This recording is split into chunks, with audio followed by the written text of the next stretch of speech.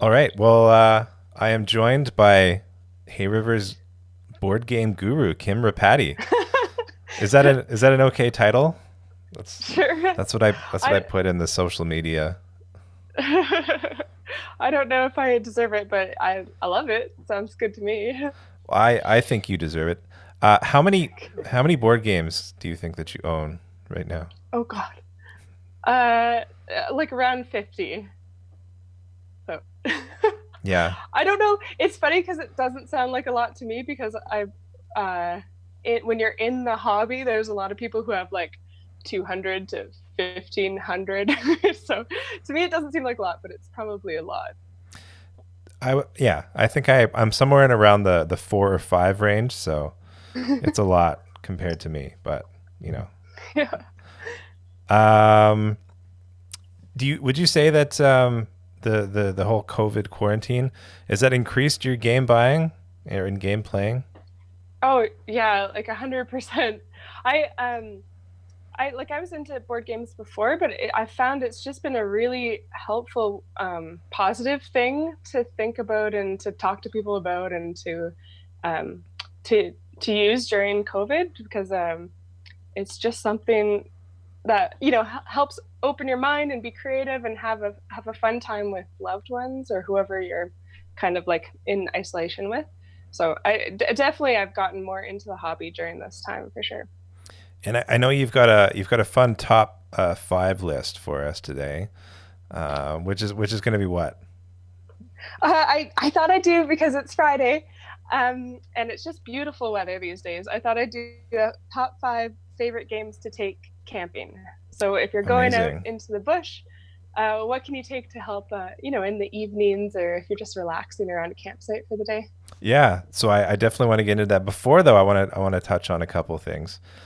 First is that the last time you were on Southside, we were chatting about farm stuff, doing online farming classes, but we also had a great conversation about gaming, which unfortunately, due to some technical problems, didn't make it into the interview. So yeah, I mean, I guess just my apologies for that because we had a really great conversation about gaming, but it's good to have you back on the show again.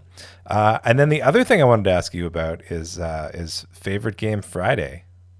Oh, Can yeah. you tell us a bit about what favorite game Friday is and your involvement in That that? so that there's a really large YouTube channel called the Dice Tower,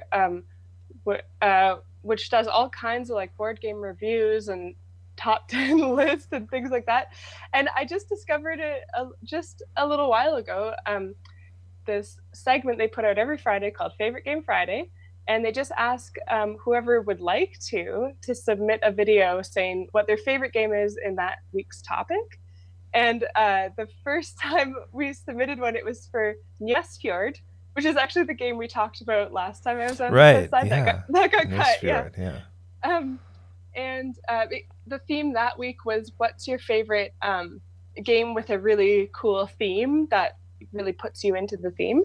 And so I shot a little video of us in a canoe going fishing, which is like part of the theme of Njesfjord, and submitted it. And it was super fun to do. It's neat because they come out on this channel that has like 250,000 subscribers, so quite a lot of people can view it.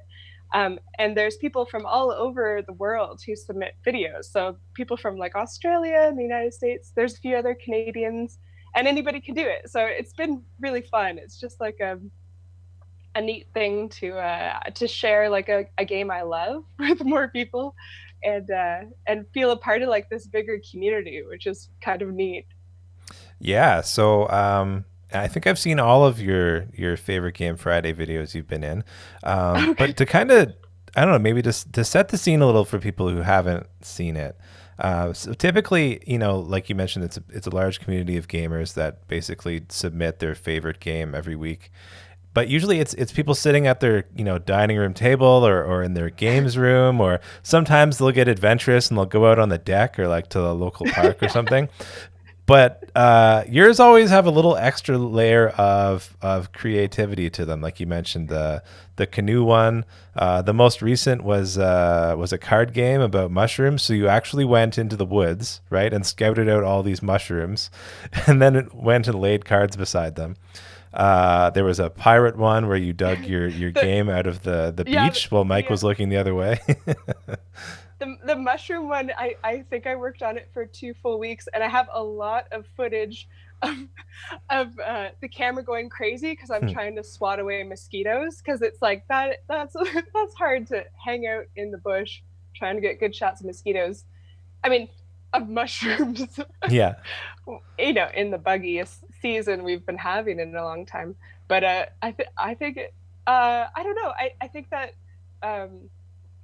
I'm a creative person, and there's a lot of creative people in the Northwest Territories, a lot of creative filmmakers, and I think it kind of inspired me to have a bit of fun with it. And so, yeah, it's I think also a neat way to kind of show off the game a little bit more, to kind of give a little bit more of a view of like what it's all about. And I don't know what it feels like when you're playing the game, like that pirate game when you're bluffing and rushing off in the other direction. So you mentioned about knowing some filmmakers. Can you maybe give us a preview of this week's Favorite Game Friday? By the way, is the video out yet? When does it come out? It usually comes out like around noon or in the afternoon, and I haven't actually got to see if it's in there yet. Okay. I don't know. Like, it'll be a surprise this week, because the rules for Favorite Game Friday, originally when they started it was just do a 3-second video, but people have been going up to 25 seconds, which is kind of more where my videos are. And the one we just did, which is our most epic ever, and I had help from like a lot of really awesome friends, which it just was so wonderful. Like, it's neat to be able to do it with people. But it's almost a minute, so I'm not sure if they'll include it. I feel like they will, because it's so cool. But I'll go check after this. Well, yeah, I'd say they better include it, because it was a full film production. You guys had costumes. You got the town's local camera guy to come out and film it on his expensive big rig, and yeah. And also a very talented editor, you. Well, I don't know. I just kind of pressed buttons. You guys said what to do, and I just pressed the buttons. So, that I think it's probably my favorite one we've done, just because like so many people came to help out, and it was such a fun thing to do, and it didn't take very long at all, because I don't know, maybe everyone's looking for something fun and creative to work on right now, but I hope we can do more of them with like a bigger crowd of Hay River people and showing off cool spots around Hay River. I think that's really fun. Is it okay to spoil the game that was featured? I think you should. Yeah. Okay. Yeah. So the category, the theme for this week was best campaign game or favorite campaign game, and the game that you did a video about was called the Wasteland Express Delivery Service, I believe, right? It's like kind of a post-apocalyptic delivered goods from one end of the board to the other type of game. Yeah, it's like the most boring thing you could do in the like post-apocalyptic world, but for some reason it makes a really fun game. Yeah, well, I'm wondering. I'm going to play a little audio clip of the video, just so people can maybe get awesome. a bit of a sense of it. And if I can get you to throw on mute, I can actually. You can hear it too if you mute your microphone.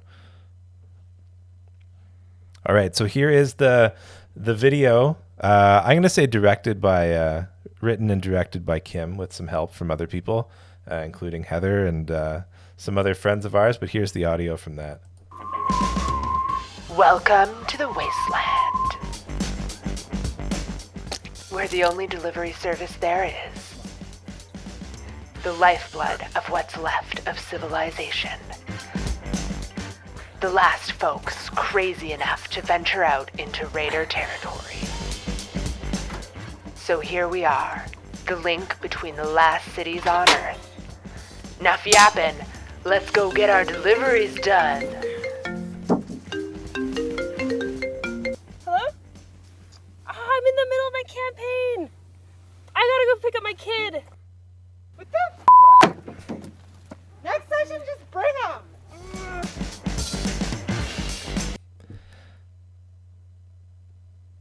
All right.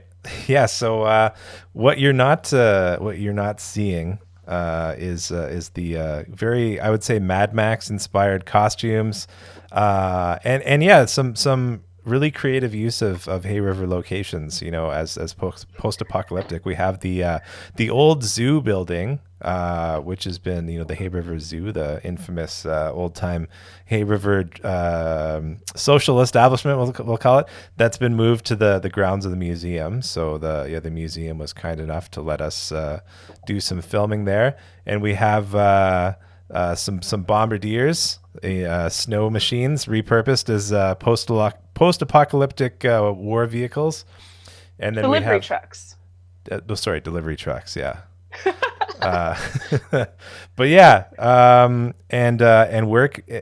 I guess this segues to the next part, which is that not only are you featured on the Dice Tower, but that video also helped us debut the new YouTube channel, which is called We called it Nuisance Grounds Games. Nuisance Grounds Games. Yeah. Yeah, which is Heather and I were kind of brainstorming cool company name ideas for a board game. I don't know, just promotion company, I guess. But I've never seen anyone else anywhere call landfills or garbage dumps nuisance grounds. But here in Hay River, and I think a few other places in the Northwest Territories, they're called nuisance grounds, which makes me laugh every time I drive by. So yeah, it's definitely one of those. Yeah. It's definitely one of those head scratchers for anyone who comes up here for the first time and sees a sign along the highway that says nuisance grounds. What's a nuisance ground? But it's just a dump. It's just a flowery word for a dump. Yeah, like it's no big deal. It's just the nuisance grounds. Yeah. But I think it's a fun name for a game company because we're just making some nuisance and having some fun. Awesome. Yeah, no, I'm really excited. So look forward to more things on that channel. In fact, we're recording this Zoom conversation, and we're gonna pop that up on the YouTube, right? So yeah. So without further ado, why don't you go ahead and present us your top 5 games to take camping? Okay. First, I think I'll do a few honorable mentions. I guess we could have done a top 10 list, but these are honorable mentions because they're not so much of tabletop games. My first one is dice. Just this is my container of dice, so I always bring these along camping. Can you hear that? Is that good for audio? And one of our favorite games to play, usually at night when we're too tired to think about anything else, is just the game Greed or 10,000. Have you played that before? I can't say that I have, no. You're just rolling dice. It's kind of a trailer park game that I used to play when I was, a kid. But you're just rolling 6 dice and you're trying to get 10,000 points. And it's called Greed because you can really push your luck and try to roll off of other people's rolls and stuff like that. So I always bring some dice with me. That's probably the easiest thing to throw in your back pocket if you're heading out. And then the other one is a very much a classic. So a deck of cards to play cribbage with, and if you have a cribbage board, but you don't really even need one. So that's another classic camping game from my family's time. Do you play cribbage? I've not played cribbage. No. Gosh, I know. Scott, we gotta go camping and play these like classic games that I kind of just threw off as everybody knows them. That's my problem with gaming is that I haven't even played all the classics. Not to mention all the fancy new ones.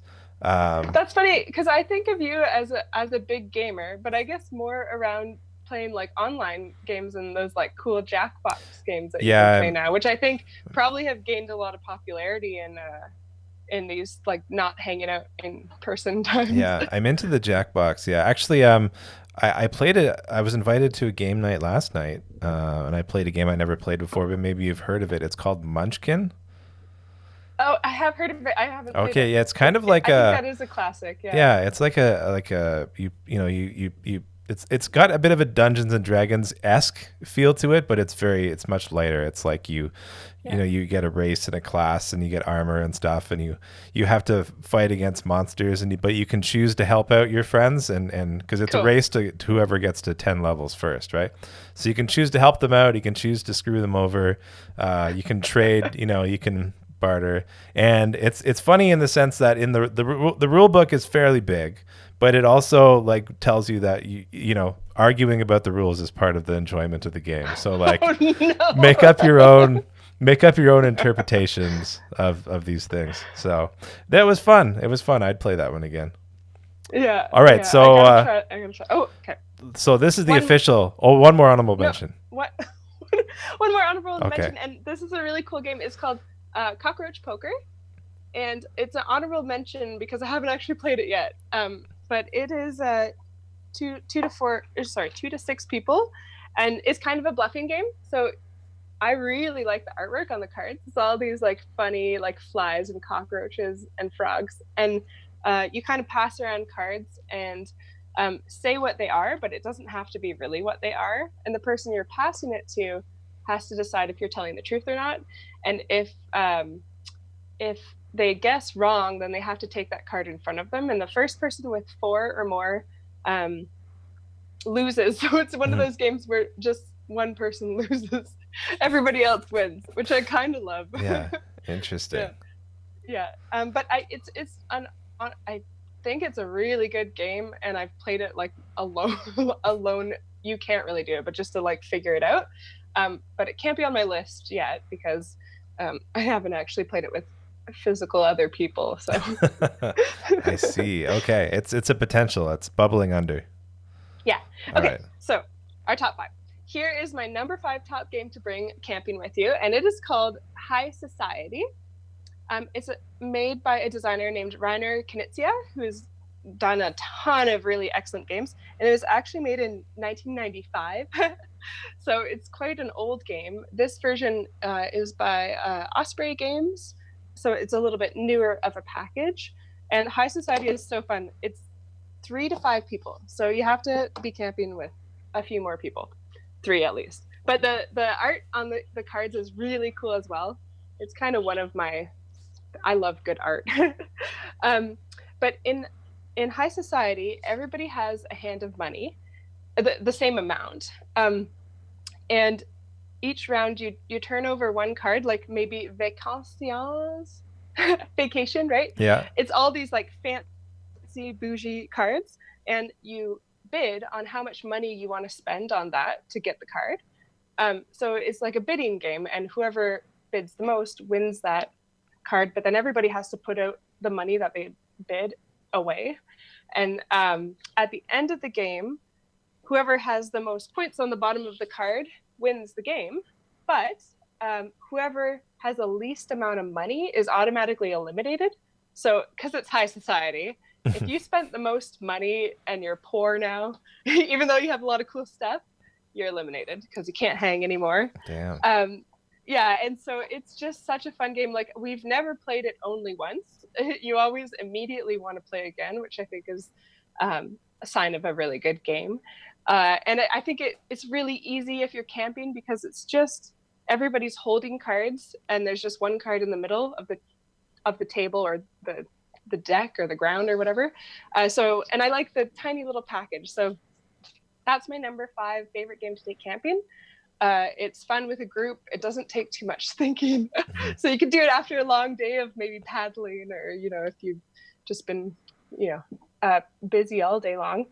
Yeah, that's all right. it. High So Society. number 5, High Society. Okay. So coming up, number 4. Okay, number 4. This game is really tiny. It's called Tussie Mussy, and it comes in this really cool little wallet. Looks kind of like the package. thing you would put your license and registration in for your car.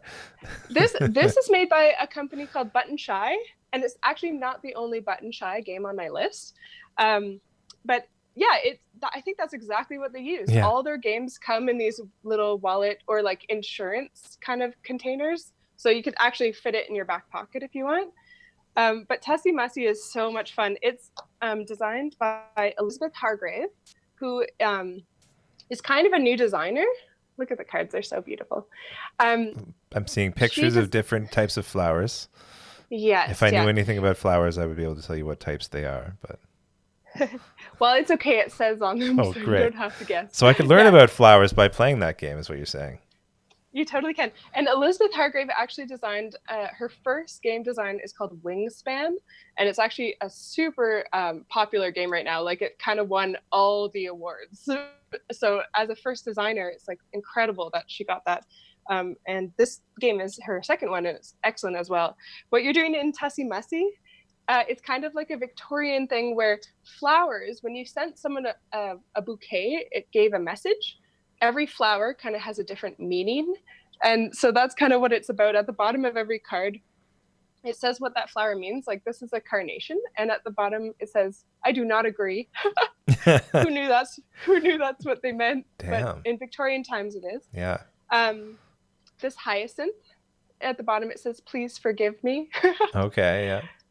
And in this game, it's really simple. All you're doing is you're offering cards to the person beside you. One is up and one is down, and they pick one.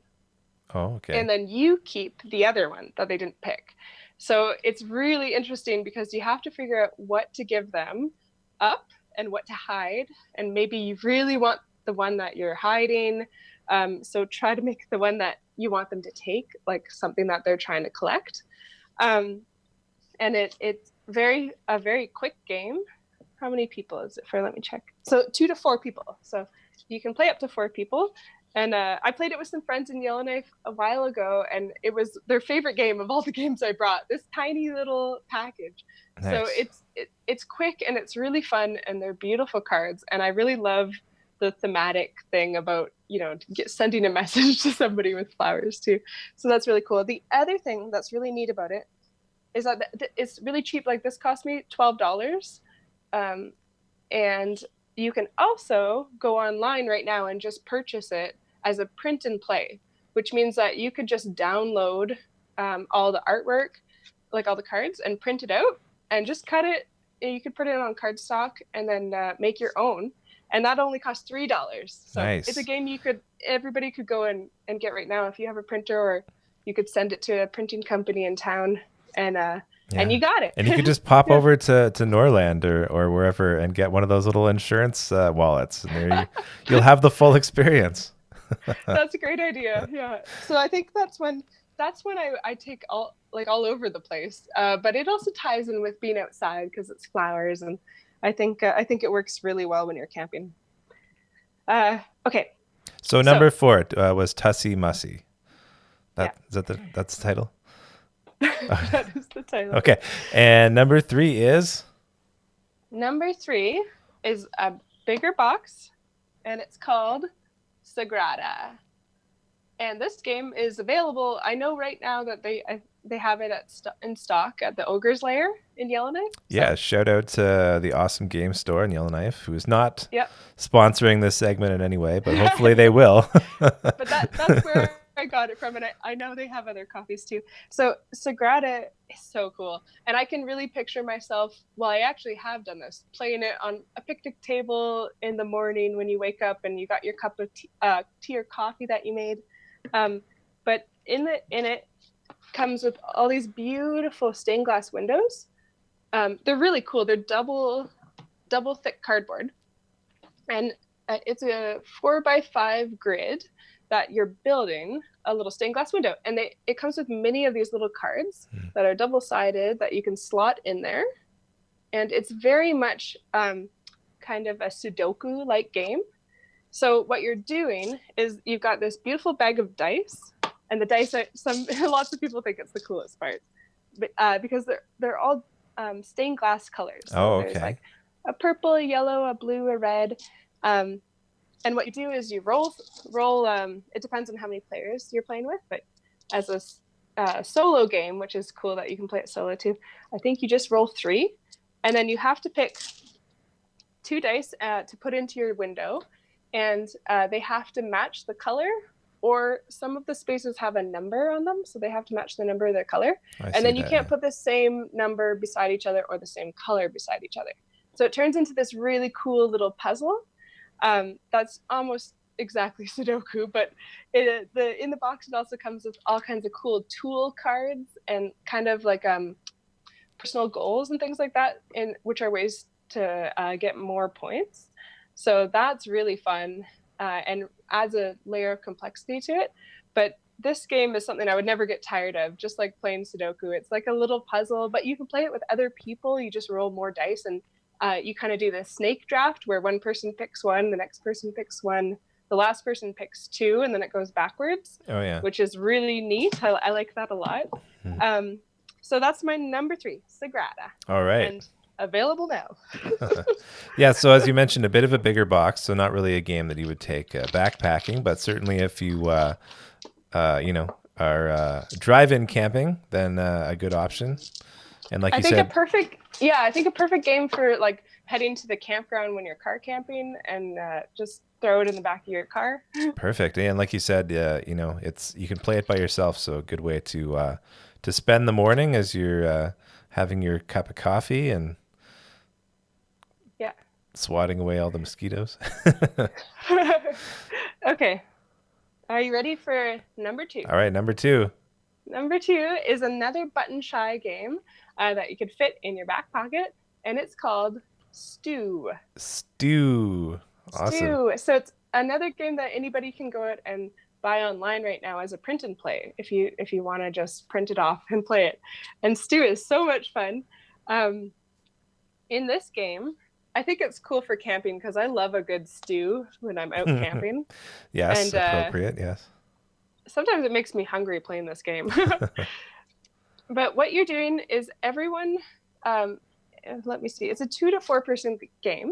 And in it, you lay out a bunch of these varmint cards. So they're cards with like a rabbit, a fox, a raccoon.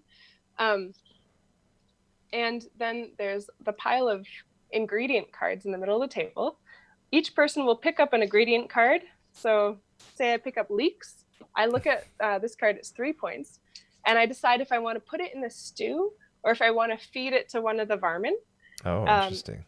Yes. And then nobody else knows which card I put in the stew or which card it was. And then it goes around, and whoever thinks that the stew has 12 points in it gets to call stew. And it could be anybody. It doesn't have to be on your turn or anything, Okay. which is kind of fun too. Yeah. And so if you called stew and there were only, there's one card that's just a stone. It's -3 points. So someone could have been putting in some good cards. Someone could have been putting in some negative points. And then if any of the varmint were unfed, they'll eat whatever their favorite thing is from the stew before it gets scored. So say if you never fed the rabbit will eat the carrot if the carrot's in the stew. So then that point is not in there. And it's just a really fun, like limited information game where you're not sure what other people put in. You know what you put in, but they could have been trying to sabotage it.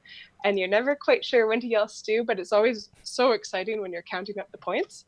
And again, you don't really need a big table space for this. You could play it on the ground, I think, or on a picnic table. And again, it fits really nicely in your backpack if you're going canoeing. This is one I'll always bring. Perfect. It sounds like it could almost be like the premise for a spy game, but instead of that, it's just you're making stew. It's good. I love it. Could have been rethemed as a spy game for sure. Yeah, no, but I love that it's about stew.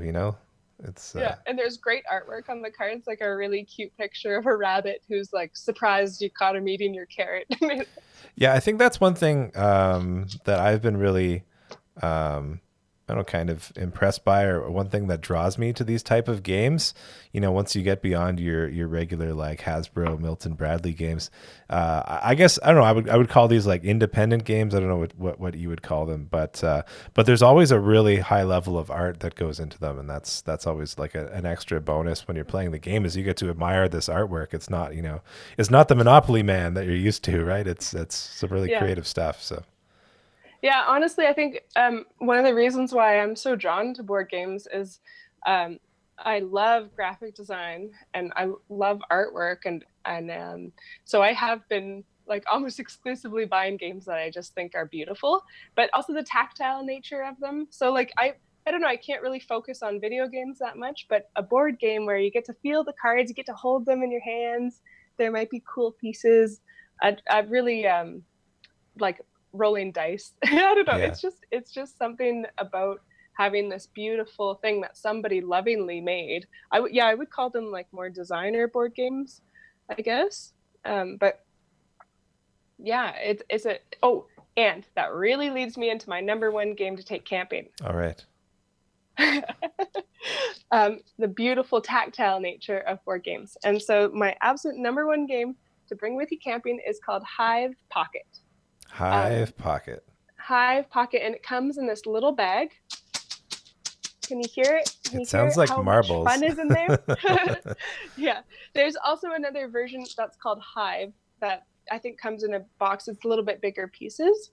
But this one is great because it comes in a bag and it is exclusively these beautiful little tiles. Interesting. With insects on them.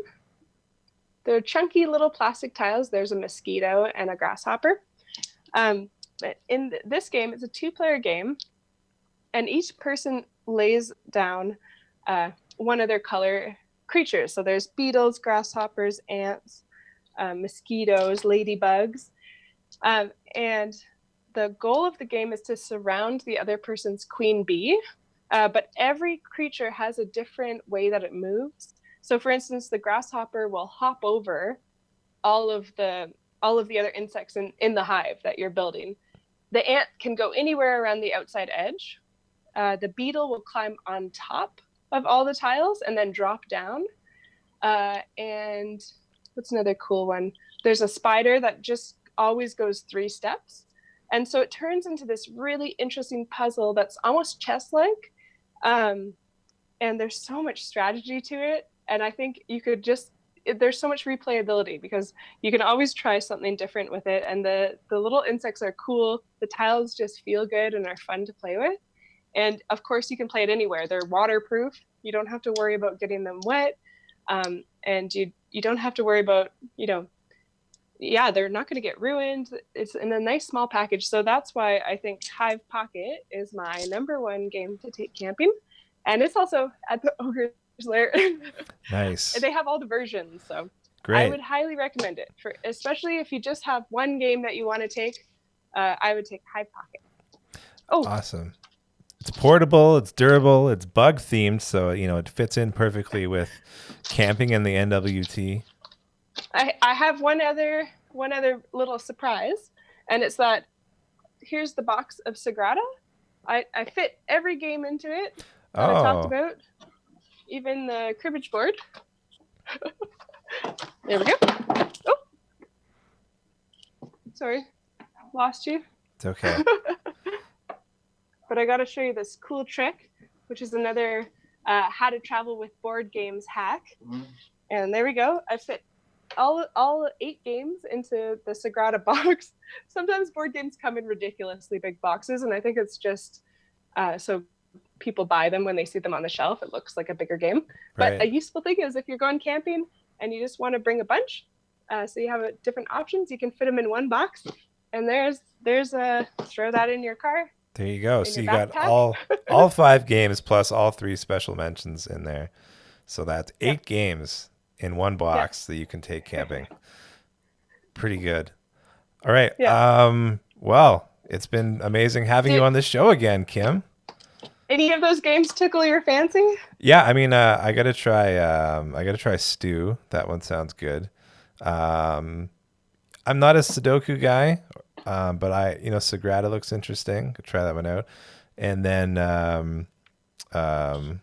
Hive Pocket. I gotta try Hive Pocket. So those are the 3. Everyone should own Hive Pocket. It should be the new chess. Nice. Those are the 3 that are going to be on my list to try. But yeah, Kim, thanks so much for stopping in once again, sharing your top 5 camping games. The other thing I just want to say is like I found these games based on seeing other people's recommendations. So if anyone has a game that they love taking camping and they want to tell me about it, I'd love to know what's your favorite game to take with you on a camping trip. Yeah. So I don't know if you're going to post this on the Cabin Radio page, but we'll put it up on our YouTube channel. And for so sure. Let me know. Nuisance Grounds Games on YouTube. I'll throw a link to it on the Facebook page for Southside on Cabin Radio.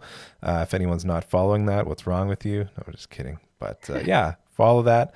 And I'll throw a link to the YouTube, also the video that we played the audio of the Wasteland Express delivery service.